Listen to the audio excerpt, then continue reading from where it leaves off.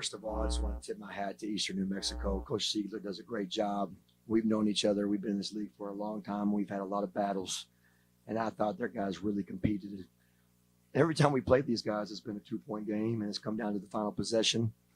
One thing I didn't want my guys to feel like was, hey, you know, it's hard to beat a team 3 times, and that was just going to be the reason that we won the game. And I told them that. I said, Angelo showed us today that you can beat a team 3 times.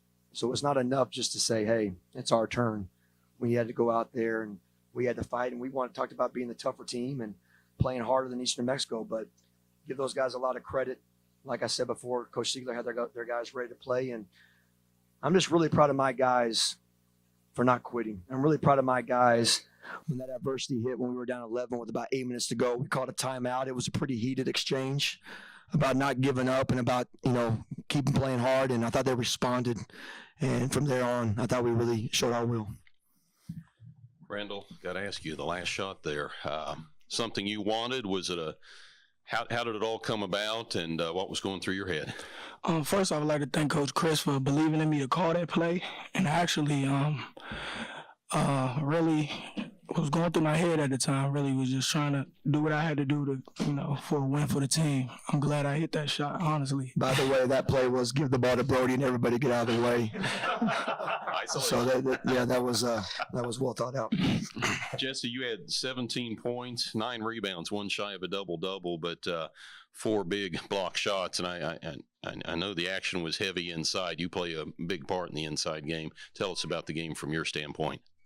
Yeah, I knew going into the game it was going to be a tough physical, low post matchup. Both games we played them, you know, me and Amelie and Lalamon, we went at it, and I kind of expected the refs not to, call fouls. And I know I missed some layups.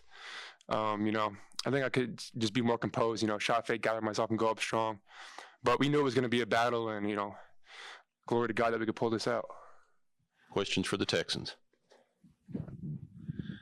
Coach and Randall, also kind of talk about, for you, Coach, how big he was tonight. He hit critical shots. His 21 points does not tell you how critical the shots were. He hit at the end of regulation and in overtime. And then, Randall, for you, your thought process during those situations. You're absolutely right. Right when the game was on that edge where it could have tilted one way or the other, Randall did a great job. I don't call him Randall, I'll call him Broddie. But Broddie did a great job, and he's a 3-level scorer. He can hit the 3, he can hit the mid-range, and he can get all the way to the basket. I thought he displayed his entire arsenal tonight. And we had to have him. We suffered through foul trouble tonight. We had a lot of adversity, and we got to do a better job keeping our composure. But I thought Randall Broddie did a great job for us. He hit big shots. But the thing I liked most about him was his energy and the way that he had the adrenaline. He was talking to the team, and he was enthusiastic. That is contagious, and that's what we have to have on our team. And I thought he was a leader tonight vocally, and that's something that I've been stressing that I want. And I thought those guys that were out there at the end of the game, they gave us everything that they had, and he was a leader out there. Actually, I try to be that guy. I know I'm a junior. I'm coming into a new program. It took me a while to get my feet wet with this program. I'm starting to get a little more comfortable. We was down tonight a little bit, and I started to see the adversity hit, trying to see some of the guys put their heads down. I just try to be that guy, that energy guy to bring energy and pick everyone up and motivate them as much as I can. Coach, can you talk about, you had great play from some of your guys off the bench, guys like Isaiah Bowling and Clayshawn Gaffney. Can you just talk about how important it is for those guys to come in and fill in and make a difference off the bench? I thought Zay Bowling really kept us steady in the game in the first half. Richie Mitchell picked up 2 quick fouls. Isaiah came in, hit a couple big threes, moved the ball. He really held us down and ran our offense. But I thought second half Clayshawn Gaffney was unbelievable. I thought he was a man. We've seen spurts like this from Clayshawn Gaffney throughout the year. What we've wanted was consistency. 3 games in a row now, this sophomore is playing very well, and he was a big reason. We haven't gone 2 bigs very much, but it was hard not to, because we just thought they were playing hard, and we weren't getting enough offensive rebounds. We weren't protecting the paint. And so we had some assistant coaches make a suggestion. We went both of them.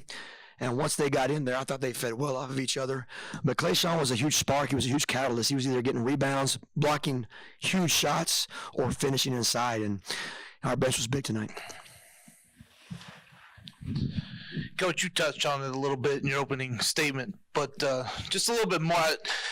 When you're down 12, that time out there, you really was getting onto the team a little bit, but it was about defense. Kind of that defensive effort that seemed to pick up after that point. we were getting killed in transition. And it wasn't just transition, it was layups we were giving up. And that's something we take a lot of pride in, is making teams work against our half-court defense. When we do that, we've proven to be a very good defensive team. I think we're first or second in the league in points per game. But we were not doing a good job getting back. I let them know my frustration with that. Offensive rebound, putback, second chance points once again. These are two huge keys that we talked about going into this game. And for whatever reason, for 30 minutes, we didn't do it. And I just told them I've had enough. You know, I felt like they were not focused. I didn't think they were pushing through the adversity. And I challenged them. And I probably should have challenged them earlier. But thank goodness they responded. And that's one thing I'm proud about my team, is they have responded a lot this year. And we have just got to do a better job coming out and translating that part of our game plan. Because you're not going to come to the Lone Star Conference play and give up 17 layups and win a game. And you're not going to come to the Lone Star Conference play and give 25 second chance points and win a game. And so what they did was remarkable. They didn't give up, but they can't keep putting themselves in that hole. And I think that's something that we have to learn from. Coach, you've been around this league for a long time. You get your first Lone Star Conference tournament win. What does that mean to you? It means a lot, Byron. I mean, I've been in this league for 18 years. 22 as a player. Still weird coming up here and seeing Chris on that right there. I worked for a guy for a long time that I enjoyed working for, and I've made a lot of mistakes this year. It's different. I mean, you can be an assistant coach on that bench for 18 years, and this is different. There's no substitute for this experience. But I have a great staff that believes in me. I got guys that are loyal, and you know, I think they understand that there's nobody that's going to work harder for them than I am. And I'm making a lot of mistakes, but I'm going to give them everything I got every night. But it's a change. But it's a change that is part of it. You know, it's experience, and I'm enjoying it. And I just want to give God all the glory for the victory, because there's a lot of adversity that goes through this job as a head coach when you slide over one chair. Any more questions for the Texans? All right, gentlemen, congratulations on the win. Best of luck Saturday. Thank you. For the past 42 years, and with over 28 million sold, more people have put their hard-earned money on a Ford F-Series truck than any other pickup in America. Yeah, I'd say that's money well spent. It's Ford Truck Month, America. Time to join the stampede. Now get 0 for 72 months with 0 down and 0 payments for 90 days on all 2018 F-150s. Plus, get $2,500 cash back on XLT.